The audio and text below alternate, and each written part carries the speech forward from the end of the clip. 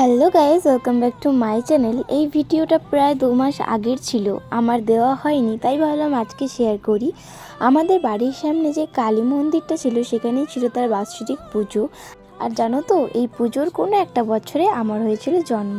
তো ঠাম্মা বলল তুই আজকে উপাস থাক। ঠাম্মা উপাস ছিল, আমিও উপাস ছিলাম। রাত্রেবেলায় আমরা ড্রেস চেঞ্জ করে ধোয়া কাপড় পরে চলে এসেছিলাম পুজোর এখানে। এসে দেখি যে পুজো শুরু হয়ে গিয়েছে। তারপরে আমি বাবার মাথায় জল ঢেলে নিলাম। আর তারপরে কাকাই দিকে দুটো পায়রা ছেড়ে দিয়েছিল। কাকার ছিল মানত, আর পায়রাগুলো না ভয়ে সেই মার বুকে গিয়ে মনে হচ্ছে লুকিয়ে রয়েছে। দেখো দেখতেও কতটা সুন্দর লাগছে, আর এগুলো দেখতেও না ভাগ্য লাগে। তারপরে যজ্ঞ হলো, আমরা অঞ্জলি দিলাম। পুজো তো কমপ্লিট, এখন প্রায় 1:30 বাজে, তাই আমরা প্রসাদ খেয়ে নিলাম। ভিডিওটা এই পর্যন্ত থাকলো, বাই।